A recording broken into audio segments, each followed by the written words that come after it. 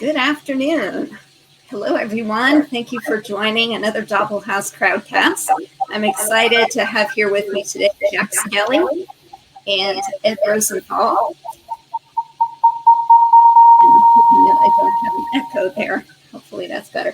I want to make sure that everybody knows that books are for sale during and after this event. At the button below, you can get a signed copy of Ed's book. There's Ed's book, Salvation Canyon. I'm really honored to have produced this book. And just a quick word, Doppelhouse has a reputation of being an art and architecture press, as well as doing memoirs, biographies, some select fiction, but we also have a range of Holocaust memoirs. And I think, oddly, when I read Ed's manuscript, I was really interested by the way that he took the trauma of the experience, which we'll maybe talk a little bit about, PTSD and things like that.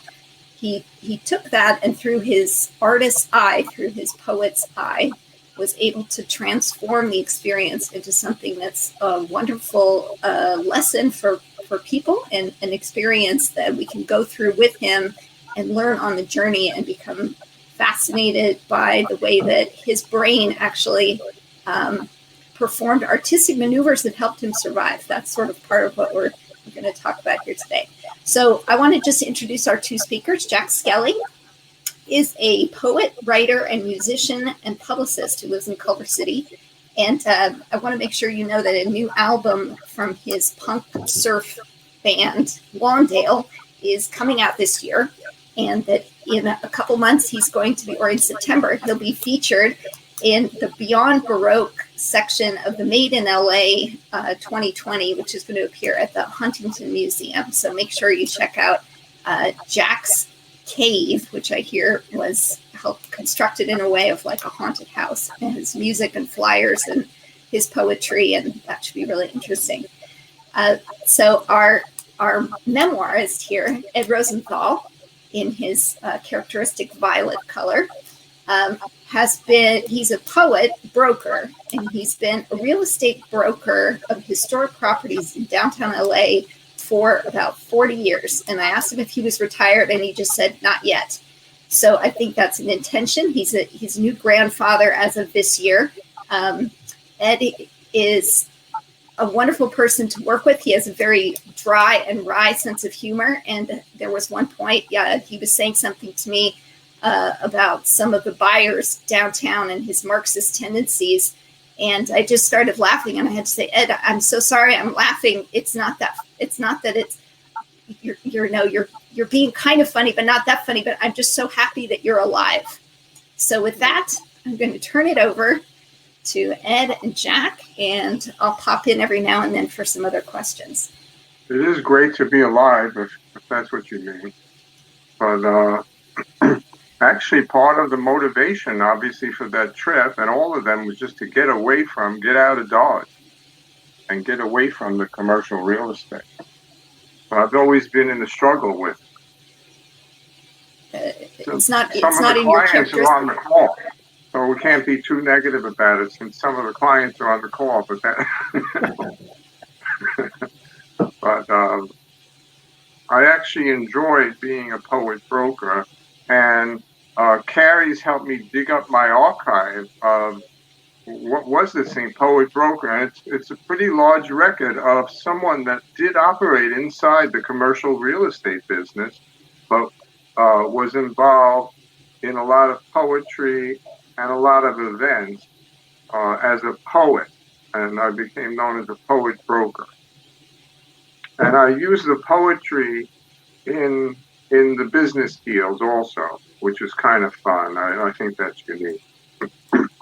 And Jack I think he's been my promoter since I was born or so. I met him after they took me out of the hospital. They said, hey, this guy's going to be your promoter when I was born, and he has been ever since. But that was the joke. And I'm still waiting for my fee. Oh, well, we can talk about that later. Oh, I'm hearing a Jimi Hendrix echo now, too. You could try just putting your computer on, take the sound down on your computers. Yeah. because that happens if you don't have the headphones. Got it. Sometimes. It's hard for me to hear you now, though. Is it any better? It's better. Is that better? Yeah. So You just have to pretend you're at one of those venues where there's just feedback everywhere. Yeah. So are we going to talk about the experience, or what approach should we take in the discussion? Well, I think, Ed, let's start with the basics of your story, your survival story. And it definitely relates to your being the poet broker, because your experience in the desert, of being lost in the desert, and we'll just kind of capsulize that in a second, but it happened right after you brokered the sale of the Clifton's cafeteria building. Like almost the next day, right after that sale went through, you went on a hike, which is a traditional thing for you to do after you do after a sale. You close escrow. That's right. And you went on a hike, which you love to do, and you went to Joshua Tree, one of your favorite trails, which you did know the trail, and you promptly got lost for 6 days. Right. It's pretty incredible. I went there to relax and ended up almost dying. Right. So I mean, there's a lesson in that. Of it. You wandered in the desert. You got caught off. You got lost. You took a wrong turn. You kind of fell down. Wound down in some arroyos and couldn't get back out. And then 6 days without food or water, just clinging to survival the whole time. So I think we can get into kind of some of the details of that. But what I seized upon when I read your book was your approach to telling the story. And I wrote this little blurb, and I think Carrie included it in the promo for this event. But I wrote, retracing his lost wanderings, Ed identifies each arroyo, replays the colors and textures of sand and shrubs. The depictions are hyper-real, exactified hallucinations. You're in Ed's mind and body as he mystically animates the landscape, as did William Blake's ancient poets. And what I seized upon there was that even though you were in a tremendously traumatic space and time and really dying, you managed to keep a very clear head and just very clearly recount what happened to you, to the point where you actually had very, very specific visions, increasingly so throughout the 6 days. And it called to mind for me one of my favorite poets, which is William Blake, who has this great line from the Marriage of Heaven and Hell, where he says, the ancient poets animated all sensible objects with gods or geniuses, calling them by the names and adorning them with the properties of woods, rivers, mountains, lakes, and whatever their enlarged and numerous senses could perceive. And by that, he is meaning that the deities that we traditionally place outside of ourselves are really within us. And someone whose experience and perceptions are heightened to the degree that your senses were so heightened, ironically, as a result of being in intense pain and trauma, like Carrie says, and death, near death, to the point where you were able to animate the landscape around you. What do you think of all that? I think that it's great, and it's a little confusing. I know for sure that when I saw these things on the desert, I wasn't thinking, yeah, well, that looks sort of like such and such. And like when I went through these arroyos over and over, and I saw these cholla, and they looked like, it wasn't like they looked like cowboys, but to me, they almost were like they were cowboys standing there playing cards. So it wasn't like I thought, gee, that looks sort of like that thing I'm thinking. It wasn't like that at all. It wasn't a mental process. They were that thing to me. They were that real thing. So I think that has something to do with what you're talking about. I mean, and then in relationship to the stars at night, I really did feel that the Orion was like a nursemaid and was a personal accompaniment to me looking over the situation of what happened in the canyon. Now, that's sort of another example of what you're talking about. Ooh, that's Wow, great. what, That's that's exciting. the voice of the universe chiming in. I think so. Oh, we lost Jack for a second, but look, here's Laurel Ann Bogan is here. You I know, guess wonderful, well-known poet in LA. We're gonna wait for Jack should be able to jump back on. Jack to come back.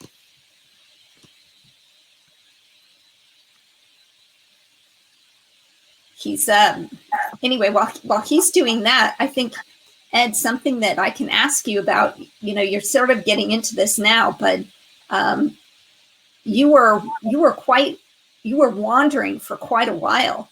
So I wonder if it would be interesting for people to see the map of where you were and just get a sense of that. Great, I can show them.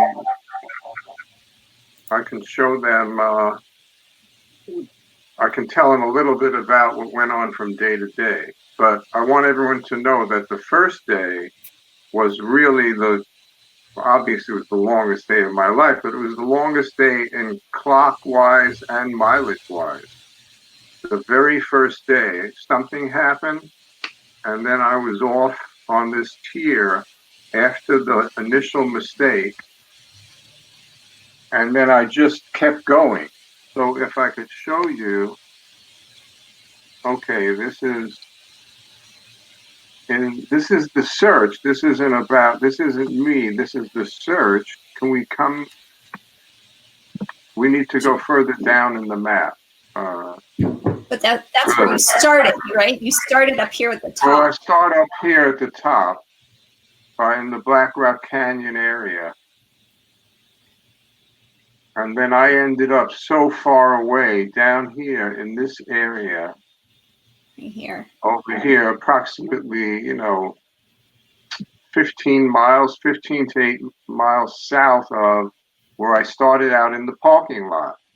So all of that was on the very first day. And the map shows where the searches were from day to day. Okay, wonderful. So the issue was I got lost, horribly lost the first day. Then the second day, I tried to find my way back and failed. By the third day, I knew there was no way out, and I had to find some way to survive after freezing the second night. And I luckily stumbled upon this incredible canyon and stayed there the rest of the time. So my searching was the first, second, and third day.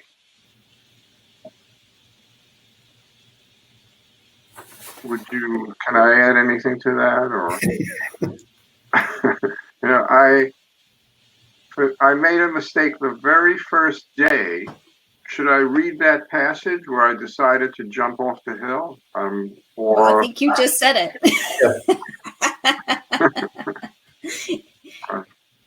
What happened was I did make that decision on the first day out of desperation to jump off this hilltop, and then I couldn't get back up, and then I just kept going. So there was a terrible sense of urgency that I didn't know where I was. All of a sudden, after taking this hike 15 times, the same exact trail, and then on that day, when I got to the top,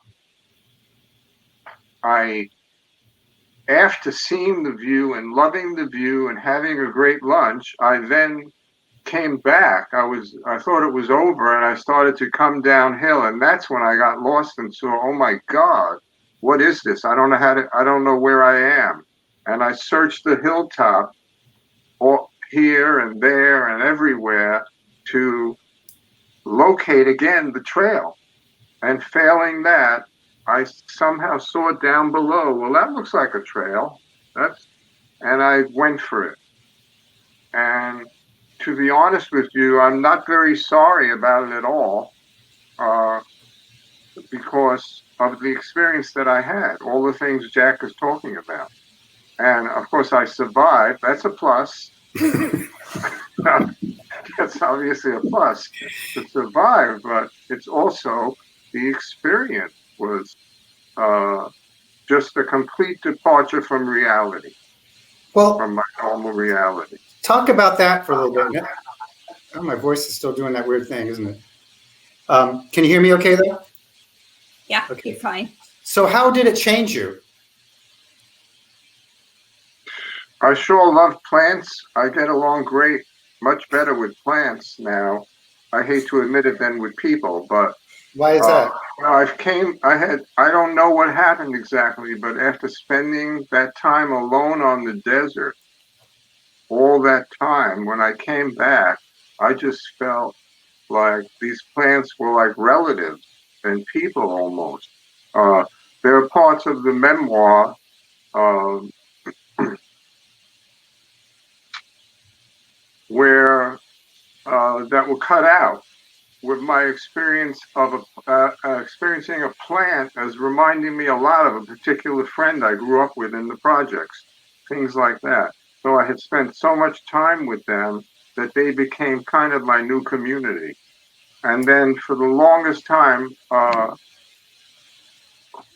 one thing that changed me was obviously after that hike, my wife and daughter didn't want me out, on anything even close to a hike like that. So I joined the Sierra Club.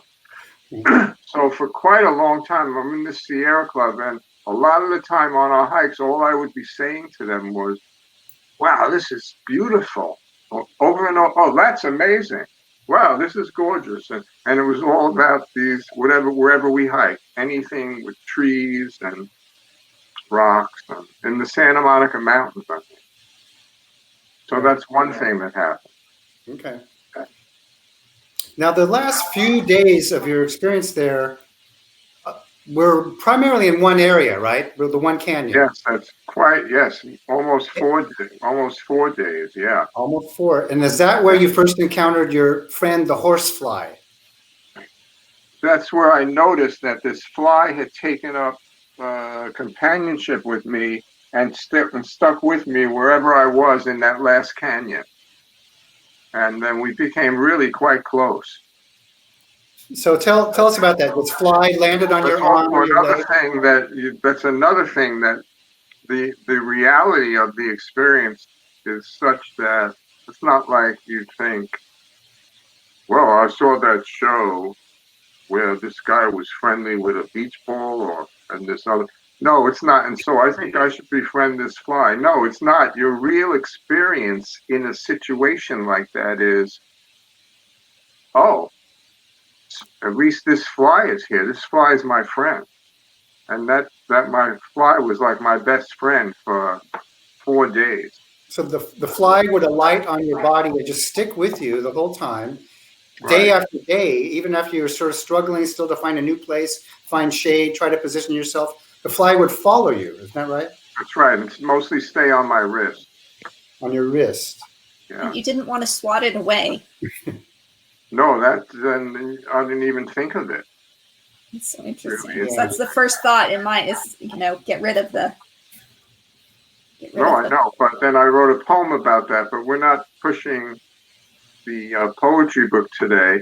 But the poem was about the fly and how important it became in my life. Then once I was rescued, then it was gone.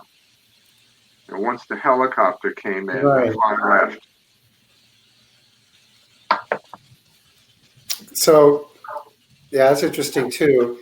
And of course, during all this time, you're completely dehydrated. Your tongue tasted like sand, I think you wrote. That's right. Did you drink your own piss? I did try that on the very first morning, and I spit it out completely and said to myself, "Oh, I'd rather be dead." So clearly,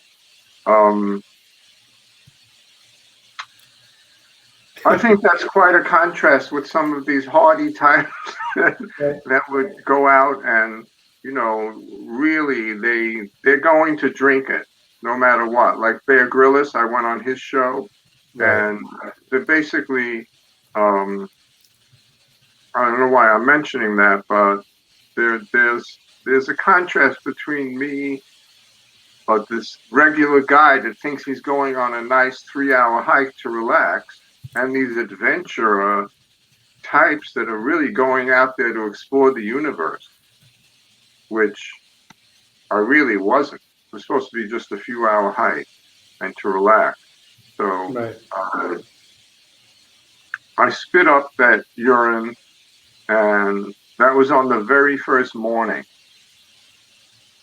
I was still optimistic from there that I would get out of that canyon that I slept the first night, and I did get out and start searching for, the to remake my steps where I thought I made my biggest mistake, and I wanted to get back out of the canyon, and I got out of that canyon. But the thing about the desert is it's so confusing.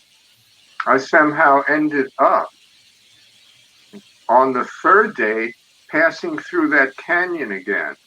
And I think I just want to distinguish between the mental states of what Jack is talking about, where you experience nature as gods, as like these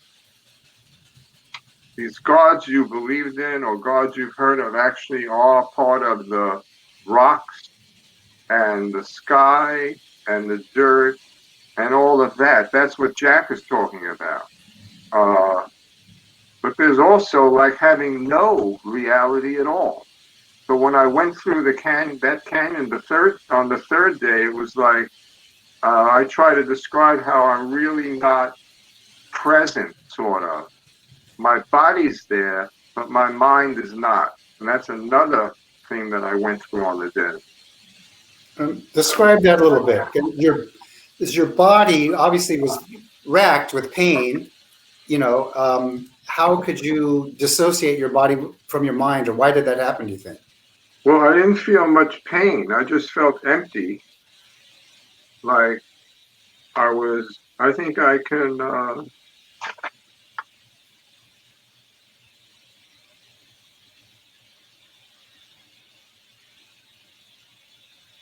that morning I also could not eat. So by the second day, I couldn't masticate. So when you don't have the ability to provide moisture in your mouth, you can't even chew anything. So on that morning that I threw up the urine, I also threw up these dates because they got stuck in my mouth. I couldn't swallow.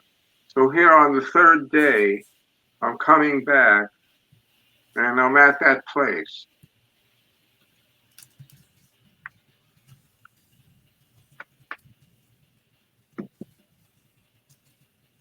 Are you going to As read I something? followed the curve up the trail, gravity made it easy to stroll through the powdery passages, and I told myself, these must have been the marshmallow hills from yesterday.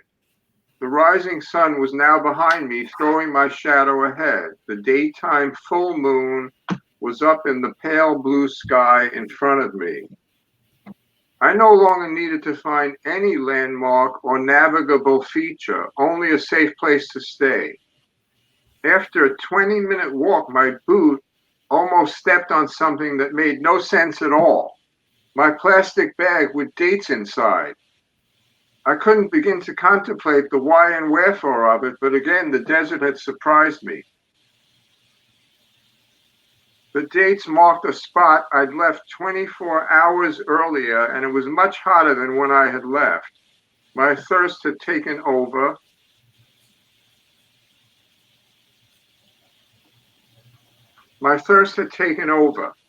And I stared through the plastic bag at the cracked fruit like a visitor from a planet with an entirely different cuisine.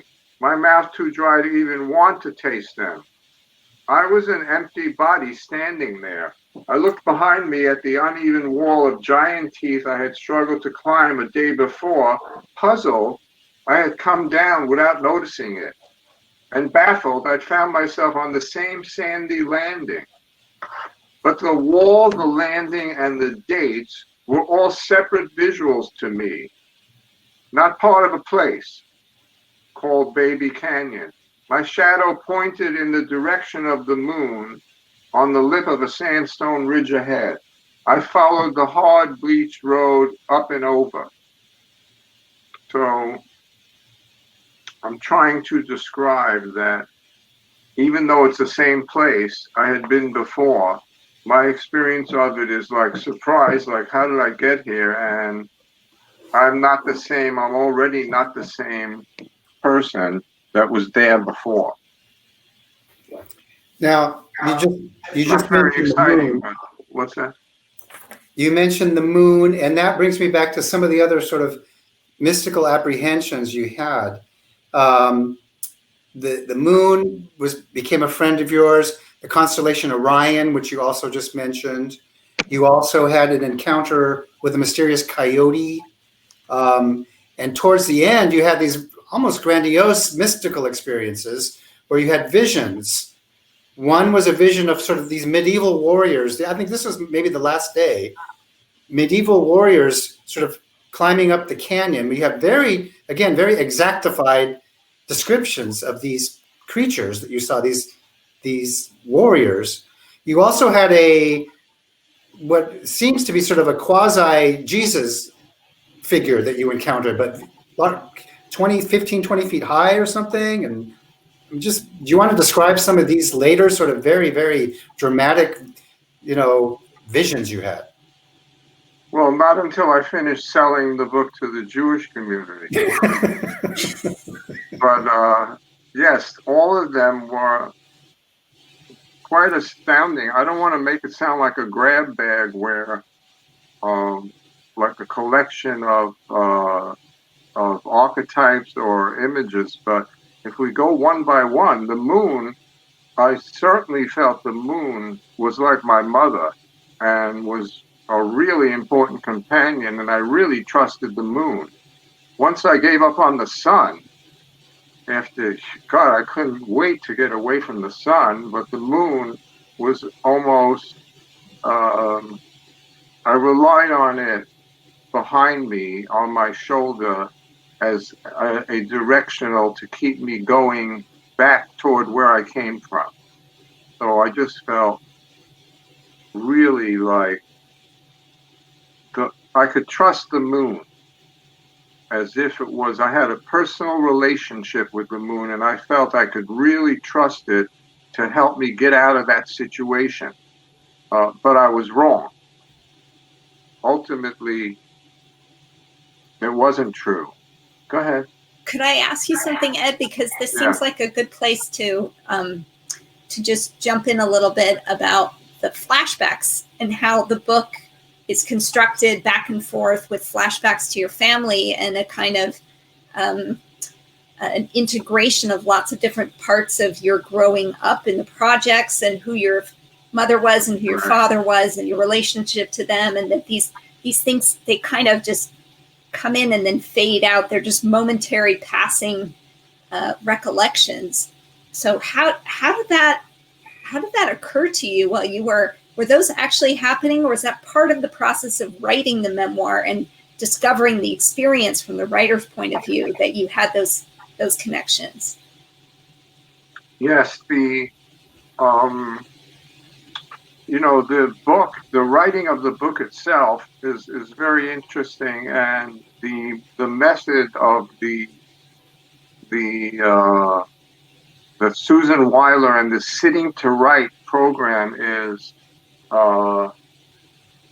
it's a lot of things, but the main idea to make the book successful is to tell it like a story going from beginning to end and don't lose the reader's interest. Now, that's the methodology of the book, which is why we've had some success already, because people stay interested in it.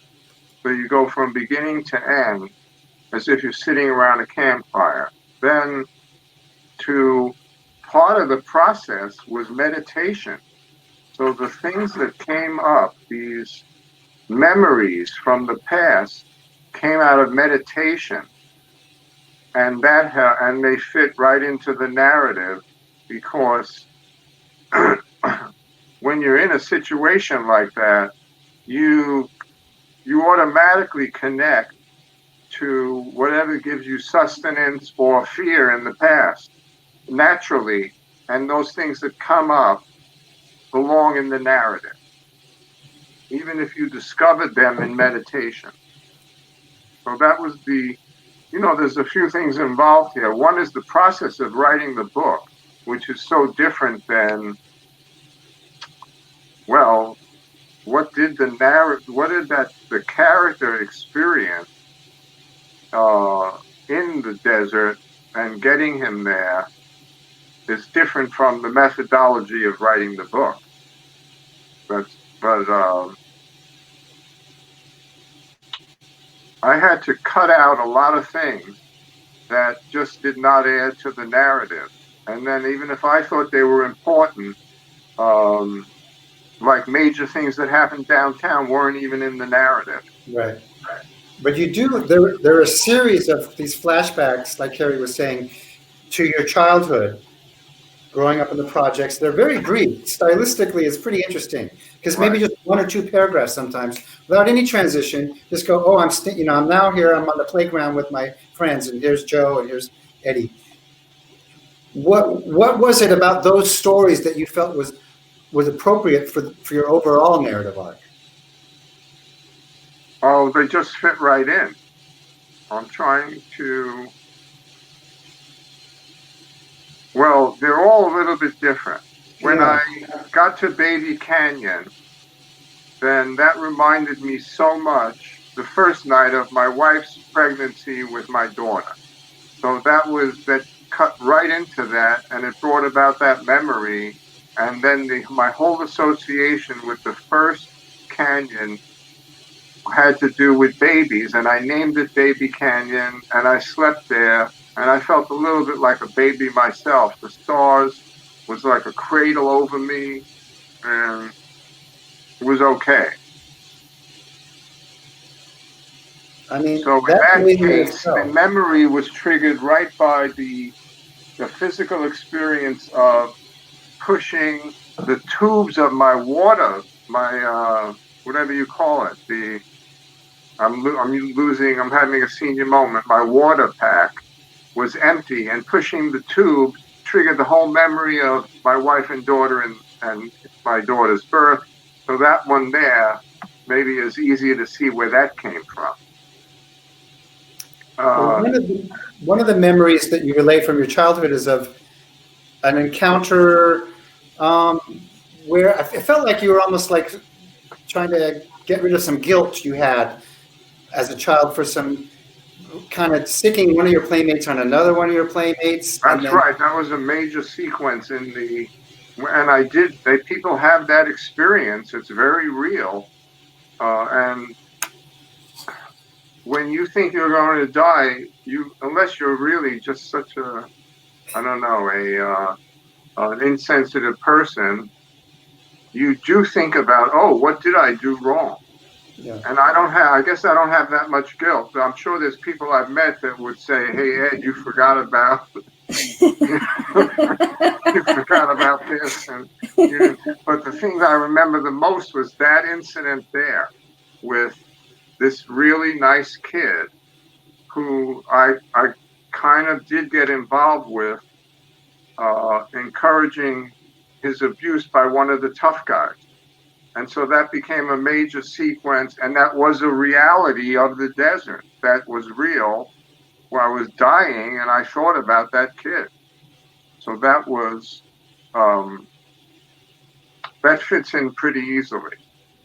I think, Ed, that also connects to something about your masculinity, and all of these experiences are kind of like attaching themselves to different versions of masculinity, and you in the middle trying to figure out, number one, who's this guy who thought he was so in control, who just made all this money on this deal, and he's strong guy, and he's out there and he's a tough guy, to now I'm a baby, now I'm a miserable creature, now I'm dying, now I'm in between, now I'm in a liminal state, now I'm passing into, I'm talking to my rabbi, am I going somewhere? All of those pieces are like, they're not whole, but you manage to stick them together like this beautiful mosaic. So at the end, we have this sort of complex idea of like who this man is and what a man is, I think, too, which is right. Then that's really true, that there's that overriding theme of that throughout my life. I always met these guys that I thought, wow, well, that's a real man, that type of a thing. This is an authentic, and then, and they keep landing in my life, people like that. It's true. And a lot of the book is about, well, I don't know if it ever really addresses it, but it turns out, I guess it's implied that I was able to survive like those tough guys that I wasn't sure I ever was the same as. That could be part of it, part of the book. But it's really in the writing of the book, again, you find out, yeah, what was the experience really about? You don't know. Now, here's another. Okay, people are making the comments I'd like to answer, like Ellie, but I wanted to just say, well, I got distracted. What were we talking about? well, just that you. Oh, it became apparent that there's this theme in my life of these tough or aggressive men that show up, and I like them, so they become my friends. And there's several of them listed in the memoir, including like Laurel Evans, the carpenter, and what I learned from him and his crew. And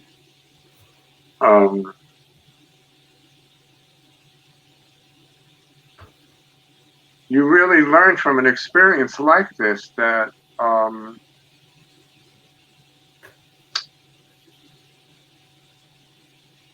what I find is often the most capable and actually, whatever you call them, vigorous hikers or really good, serious hikers that really know what they're doing, that they don't criticize your adventure or make any negative comment.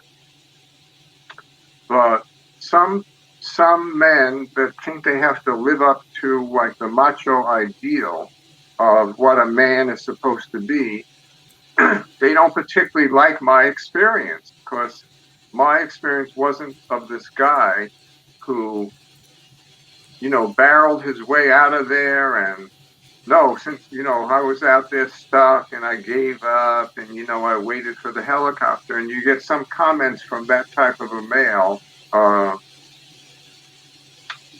And then you realize that it's really their problem. Like there was a lot of trolling and negative comments after I came back on Outback, this backpacker magazine, that I didn't even know about. So there were all of these kind of negative comments by those that perceived of themselves as real males and stuff like that I didn't even know about.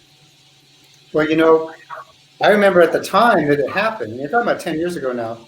It's almost 10 years. It's coming up on the 10-year anniversary. Say it again, sorry? It'll be 10 years this September. Right.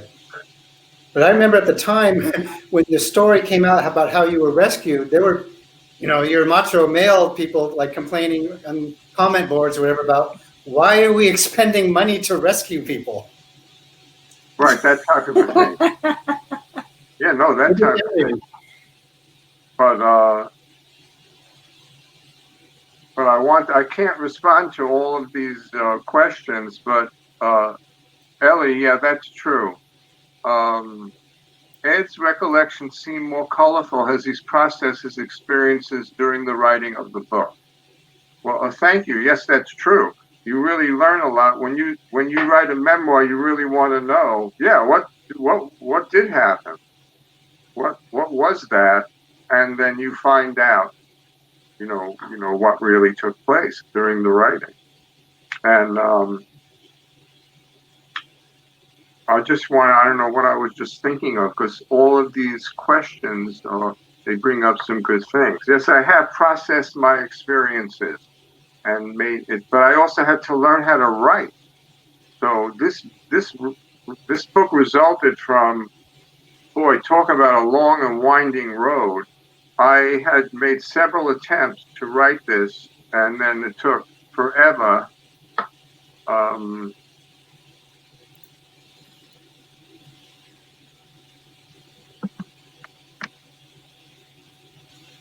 Then it finally happened. I had a ghostwriter. I read every memoir about, these survival experiences. And then I had gone through several courses. And ultimately, I found out that I had to just write it myself and just go moment by moment through the entire event. Laurel and Bogan asked me, do I embellish the experience to make it sellable? No. Part of it is the discovery of the language. More truthful. Right, that's right. No, you have to just make it more truthful. Right. I was just going to say, Ed, part of it is like when you're going back through the experience and having gone, being the publisher, you have the pleasure of reading every book you publish 8 to 10 times. Every time going through your own experience in the desert, you're discovering pieces of language that you may not have had at the time, but then the process of writing is like attaching all these words, and the words are transforming the thing.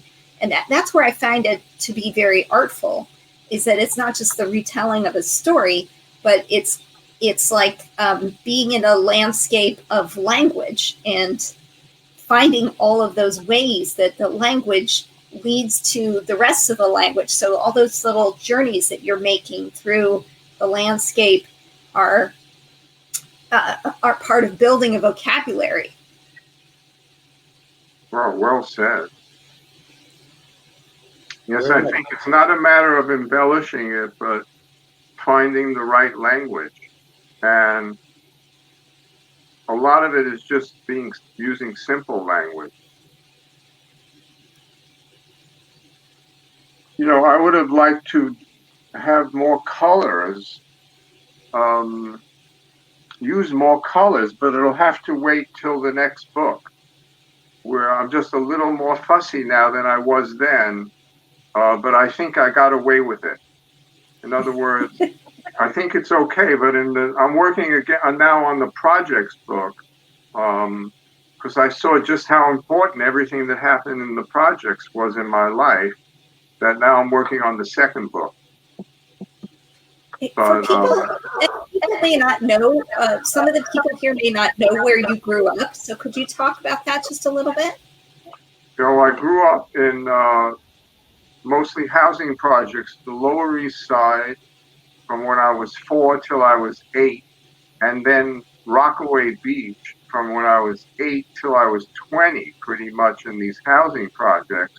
And I'm sure that's why, obviously, so many of my experiences in the desert did match up or lead into experiences in the project, just quite naturally. Because of the environment. What's that? Because of the environment of the projects, or how? Why did they link up? Well, that's where you can take Ed out of the projects, but you can't take the projects out of Ed. I mean, so that it's actually I have to really think about that. certainly when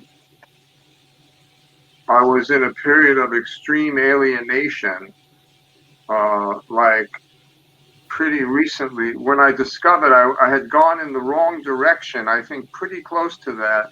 I just like, I barely have the interest to get up again and search. And in that very uncomfortable situation, that very uncomfortable memory did come back to me, of this, when I wanted to seduce this girl that I thought, wow, she seemed like an outsider. She didn't match up with anything. She didn't match up with the girls I knew in the projects, and she didn't match up with any of like she wasn't black, so she didn't match up with the black girls in the project, and she didn't look anything like the sort of middle class girls in my project. So I wanted to try to get it on with her, and I got very frustrated. And that's the scene where these guys come out of nowhere and interfere with my seduction of this girl that I really like and had a little crush on. So that makes sense that that memory of frustration, of intense frustration, did match up with that scene with that girl and the banging of my head under the rock, on the rock when I wake up and I realize, I'm back here again. So that seemed to make some sense. Extreme frustration in the desert, memory of extreme frustration in your life.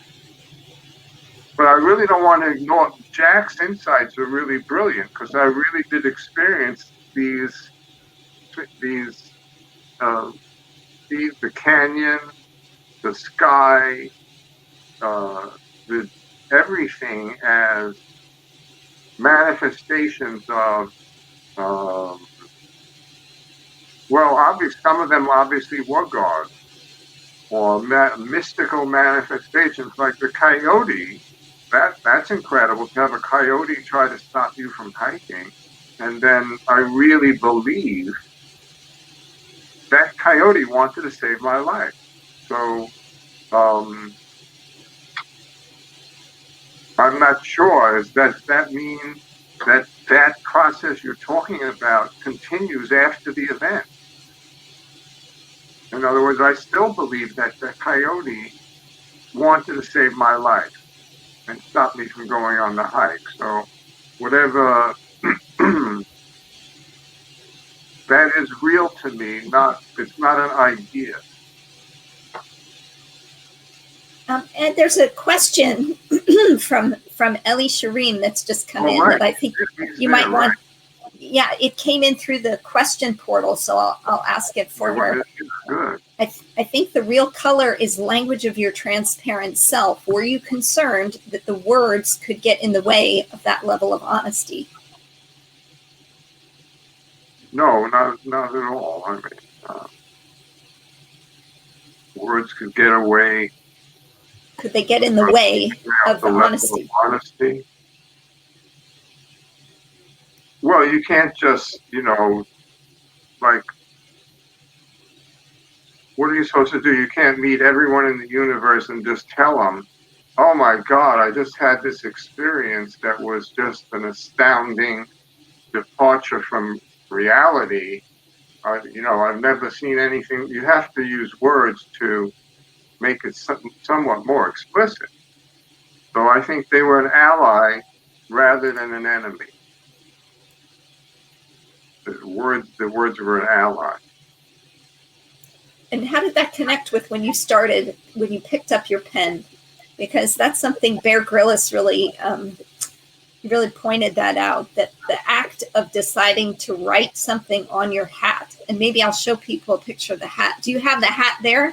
You could show the hat, and I could also, but the act of deciding to write from the state of near death was something that actually kept you alive, according to him. That is so true. It was really an honor to hear that from someone like Bear Grylls. He talked about how important his father was to him, and a picture he had of his father, and that's what kept him alive through a very difficult time. And he's saying that picking up the pen. See, I have to keep it away from the sunlight. The letters and everything disappear. So they disappear even within what happened.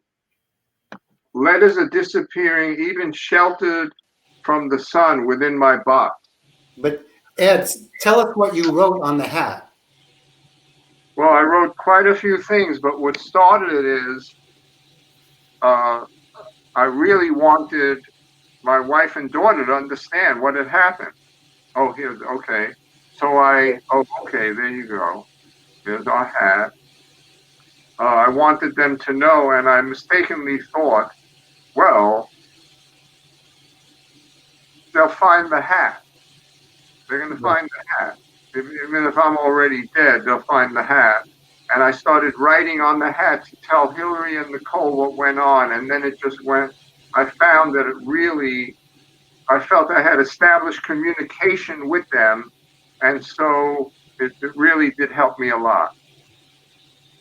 To the point where you even directed Hillary and Nicole how to plan your funeral, your wake. That's right. I planned the funeral. And I was I wanted to make sure that I had, that they had Persian, whitefish with tomatoes, Right. and things like that. They were supposed to have, and who to have. And I think I mentioned they should have Richard McDowell there doing a poem, and so on. That's right. But very real. So I really did imagine the funeral, and it is in the memoir. I love how you imagined what people were going to say about you, and you had these back and forths with people. In that, yeah, really in a way, you were bringing them up again. You were bringing your friends into your experience by having them talk about you when you're dead. That's right. So it was all very real to me. Can I ask a question just about the two of you? Go right ahead. Jack and Ed, I understand from our previous chats that you guys are hiking buddies. So how has this changed how you hike together? Or Jack, do you have some observations that you could make about Ed as a hiker, as an outdoorsman? Well, despite Ed's near fatal encounter, Ed's really the real hiker here. And I just glom onto him when I have the time to do it. And Ed, we last took a hike up at Topanga Canyon, I think. And I think Ed has a mental menu of hikes. So I think the last hike we took, Ed, was Ed's special hike number 5. That's great. 5.5 miles, up and down, pretty easy with lots of views of oak trees or something like that. But yeah, we've been hiking together for a long time, but nowhere near as long as, for myself, nowhere near as many times as Ed. So sorry, Ed, there was a question that just came in from Dennis. In the below where it says ask a question, I can moderate these. He says, would you go again? Would you go back? And what would you take with you? I will not go back. So I don't have to worry about what to take with me. Why not? I did, try to go back, and I did find out that from this really expert hiker who I met in the Sierra Club, that, well, which was really incredible. This woman, she said, well, no one takes that route that you took because everybody knows it's dangerous. So that was like, wow, how could that, what is she talking about? I've taken that hike like 15 times now. And here's someone who's not from Joshua Tree telling me that. Well, we'll go this other way. And then I did go with her on this other way. It was, it was a substitute for the route. But it's not the kind of thing you want to do again. My trekking days are over. It was an accident, and it was an accident that I'm not sorry I was in. I just want, but it's a one-shot deal. You don't go back again and make the wrong mistake of going down so far on this trail that you should be dead for being on it, and that the rangers, the sheriffs that found you had to use all kinds of equipment and be lifted out. So you don't. It's not. No, I will not do it again, and I'm not interested. And I do want to repeat so people understand that what this was like.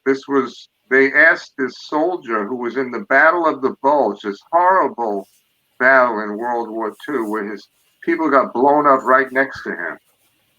And he had to suffer through this deafening noise of these bombardments over and over. And they said, well, what do you think about that whole thing? And he said, I wouldn't give it up for $1 billion, but I wouldn't pay a nickel to go through it again. And that's what the experience was. I got to have a very rare experience and a closeness to the Mojave Desert that very few people get. So I'm just thrilled with it. And you were rescued. We should probably tie it up in a nice narrative bow here.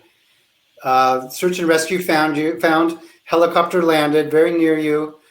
The rescuer came up to you, and what did he say to you? Oh, right. Are you that Rosenthal that's out there? And then, like, I'm going to say, oh, no, he's over in Canyon number 4.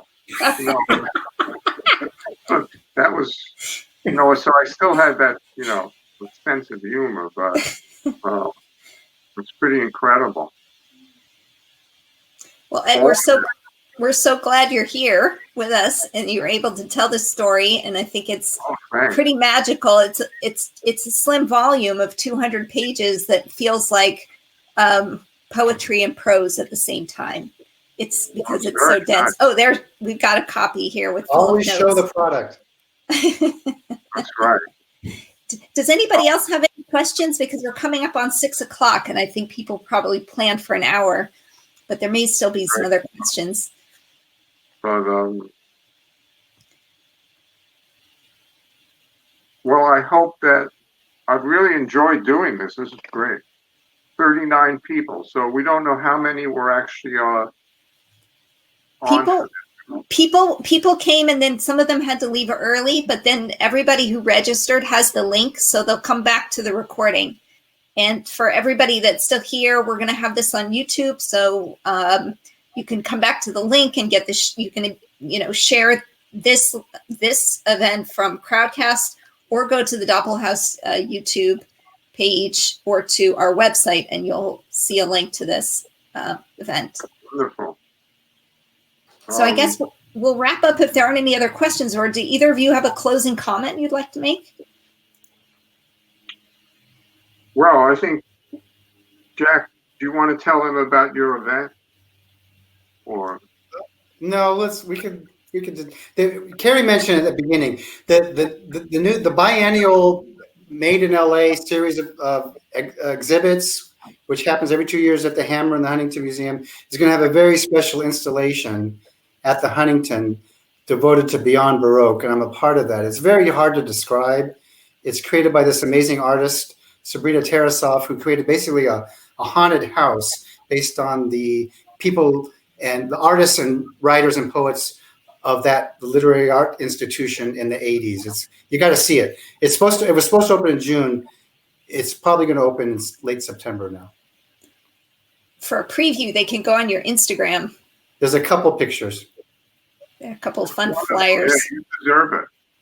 Should I read a passage? Sure. And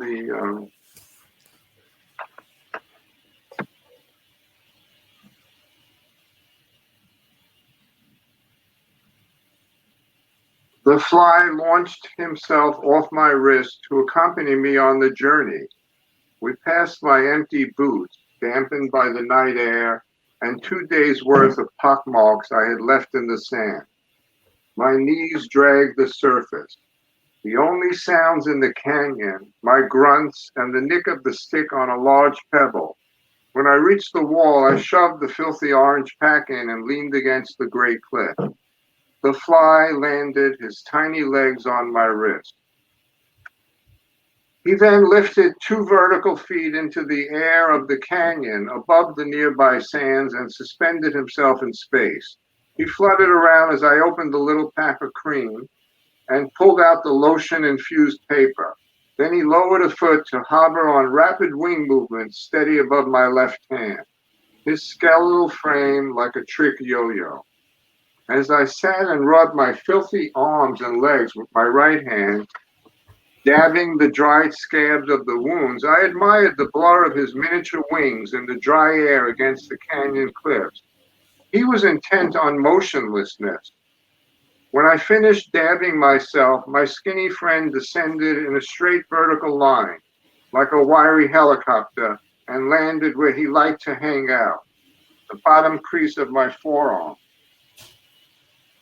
The morning sky was not crystal clear. There was a girdle of cumulus clouds around Orion.